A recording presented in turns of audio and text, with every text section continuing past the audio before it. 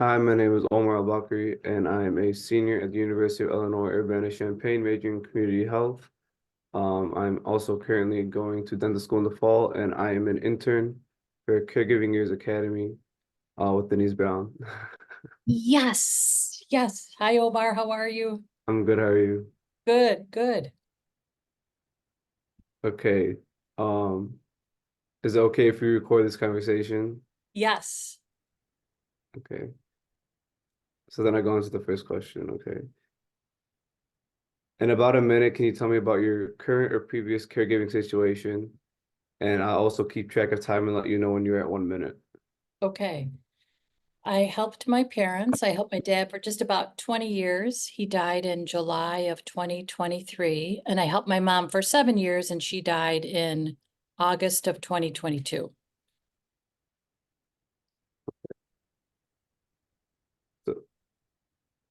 So which of the 17 caregiving systems do you navigate the most? So I think it would be family, nervous. My dad had a lot of anxiety, so I was always managing his nervous system. Healthcare, provider, payer, relationships, community. Oh gosh, I think those are the ones that come up initially. I do have a little diagram to show for a story, if that would be helpful. That could be helpful. Okay, I could do that now. Let's see. Okay. All right. So this is, just have to adjust a little bit. Okay, can you see it okay? Mm-hmm. So I did my best to keep my mom engaged in social activities. She was very active in our community with social organizations, including one that was called 20th Century. Now we're in the 21st century, and I appreciate the name of the social club was 20th Century, but that was the name of the club. And it was older women, really, who got together every month. My mom wanted to go to a meeting with me because they were honoring a friend of mine's mom who had died, who also had been a part of this club. And we wanted to have coffee and cake. And so that's coffee and cake that's in the diagram there. So my mom and I are enjoying our coffee and cake, and then it's time to go. And when I pull up to their apartment building, I see an ambulance and I think, oh my gosh, someone in their building has had and then I thought, oh no, it's not someone in their building, it's my father. So I looked at my phone, sure enough, all these voicemail messages. I say to my mom, oh, something's happened to dad. We have to get up to the apartment. Now, my mom is still somewhat mobile, but very slow. So we're moving as fast as we can, but it's slow. So we get to the apartment. The EMTs are just wheeling my dad out on a gurney, and he is covered in bandages, and the floor in their den is covered in blood. So he took a terrible fall while we were at this social club meeting having coffee and cake. I call my sister to come and stay with my mom so I can go to the emergency room. I get to the emergency room and my dad has this massive skin tear down to his bone, and they're putting it together, which is very painful. And they're very stingy with the pain meds for some reason. So I'm holding my dad's hand while they're pushing the skin back together. Oh, anyway, I also had a meeting that night with presenters for a conference I was hosting. This is when we were in the pandemic. It wasn't as restrictive with visitors as it had been. Like the year before, my dad was hospitalized and we couldn't go see him. This time it was just one visitor per patient. You couldn't tag team in or out. So I was the only one that could visit, but I had to leave. So the doctor just said, go have your brother come. We won't tell anyone. So I left. My brother came. I went home and led my meeting. And then we were trying to figure out, what do we do about my dad and his need for more help? So the next day, go back to the emergency room. I call my niece to see if she will help. In the meantime, he has this really significant wound, and it's not something that we can really manage at home. He has to go to a wound care clinic. So they give the referral for the wound care clinic, and they say, you have to immediately start this because this is a very significant wound. So we are just like, whoa, what are we going to do? So I start calling the wound care clinic, cannot get through, finally do, and they say, well, we can't take your dad. We don't have any appointments. Oh my gosh. So it's phone calls, phone calls, phone calls. Finally, we figure out how to get him in to, so we can actually have them take care of the wound. We just would not have been able to manage it at home. But we weren't going to send him to a facility for short-term rehab. In the meantime, my dad is, his nervous system is out of control. So those orange bombs are my dad exploding. He is just a nervous wreck about this horrible wound that he has. He has another wound in the back of his head, so he has a couple staples, and then he has another wound on another arm, but it's this, the entire forearm that he has this skin tear on that's just awful. And my I figured mom, yeah, my mom ultimately is the peacekeeper. She figures out how to get my dad into the wound care clinic. She has an ability to keep my dad calm. When my dad has had these bursts of, oh, it just threw me off. So I would have bursts, and she was able to keep us all calm. I could visualize why you picked nervous as one of your caregiving systems. It seemed like that one day was very stressful. Yes, yes, yeah. So I'm trying to think if I missed any of the systems that I'd mentioned. So for my mom, it was community, keeping her really engaged in the community. It was relationship with my mom and dad, plus my siblings, plus my niece. It was work. Work was always ever present. It was always working while trying to juggle this. Hmm. Payer, which would have been who was paying for the emergency room visit and the wound care clinic. And then I did draw a big Band-Aid. That's my representation of his wound care. That's in the green. And then there's a telephone because I kept calling the wound care provider. So that's provider. That's an old telephone too. Yeah. Yes. Because you know why? Because it is so crazy how the system is set up. It's like calling on an old phone because Mhm. the doctor had to fax the order in order for them to start services. So Yeah, can some you, doctor's office still do the old way, like the one I used to work at. The lady that ran the clinic used to do everything like the old way, and she never wanted it to change. there you So, go. Yep, that is the system. Yep.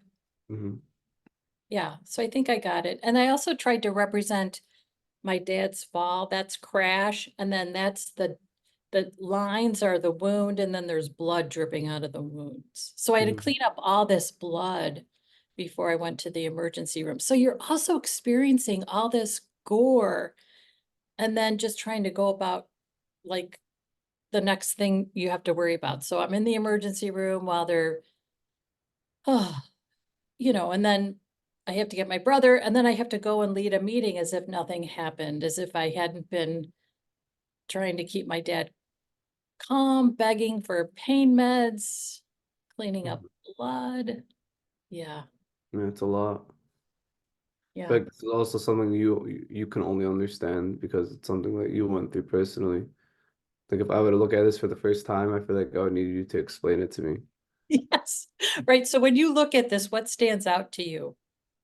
Um, I think the first thing I noticed, I kind of start in like the middle. So I notice dad, mom, your siblings first, and then I kind of go and I kind of start going to the outside of it and see your drawings. Like I Yeah. see the peace sign by mom. I'm assuming that's the blood by dad, Yes. Yep. and then the band-aid, and then Yep. the telephone. Yeah. So I don't know. I didn't count how many systems, but there probably are 7 or 8 just within that one Hmm. experience. Okay.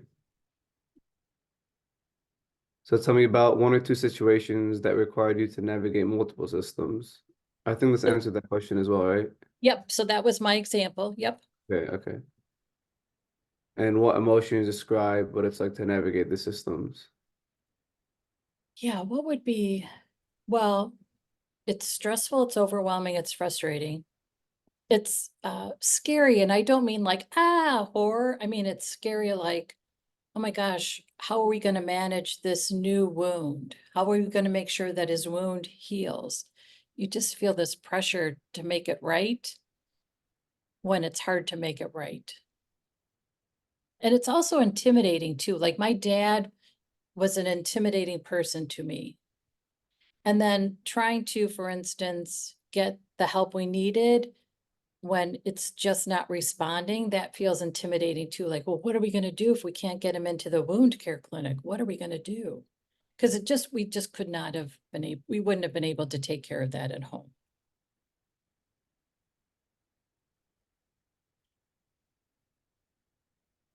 And I guess the other thing too is it's sad too. It's sad that my dad, the reason that he fell is he was trying to manage drainage on their balcony from an apartment above them. And he was going to sweep away the standing water. And instead of just going out and sweeping, he decided he could stand on the lip of the door opening and balance himself and sweep at the same time. Now, my dad was almost 90 when he was doing this, so that did not work out well. So as he was sweeping, he lost his balance and he fell back. And he fell back onto the exercise bike that they had. My mom would do exercises on the bike every night. So he hit the exercise bike, which actually broke his fall. But he hit his head and then his arms as he was going down. And then the other thing is, he called me then, but we were eating cake and drinking coffee, so I didn't hear my phone. And he left probably 3 or 4 messages. He said, Denise, I need you. I need you. And I didn't, you always feel bad when someone is calling you because of an urgent problem and, you're eating cake. I mean, I was eating cake with my mom. So I missed his calls. So somehow he was able to keep calling and he got 911 to come and get him.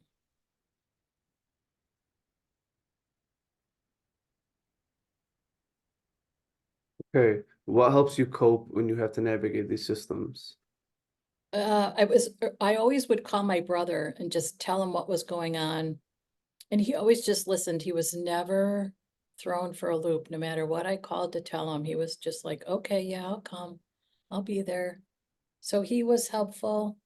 And interestingly enough, because I always had something next scheduled, so even though it's hard to go to a meeting after you've just experienced all this blood, gore, and pain, the fact that I had a meeting to go to kept me moving. So I didn't stop and just think, oh my God, how am I going to keep doing this? I always had something else to go to, which helped me keep going.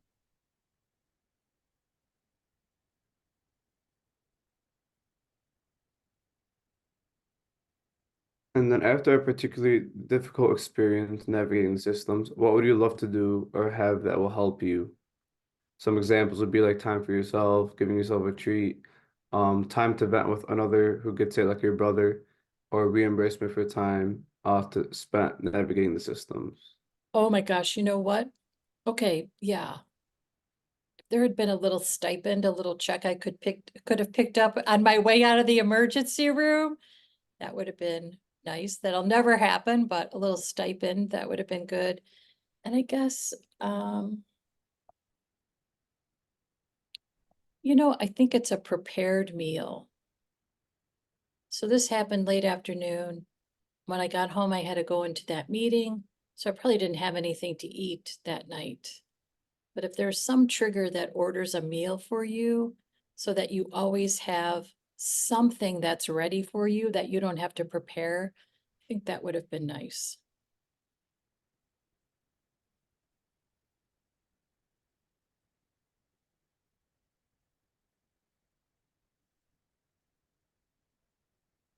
Okay, Denise, so that was the end of the interview. I wanted to thank you for your time and being here with me today. And I really enjoyed interviewing you.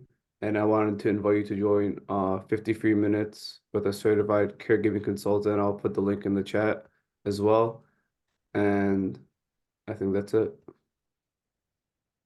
Thank you so much, Omar. And I just want to mention, we are collecting stories and Omar would love to interview you as well. And it's the same format that I just went through. You don't have to have a little doodle if you don't want to. I find it helpful to draw it out, but you don't have to. Omar will lead you through with a series of questions.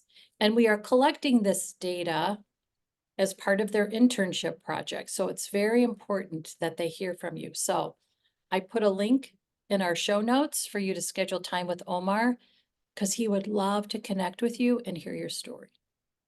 Okay, thanks so much, Omar. You're welcome, no problem, of course.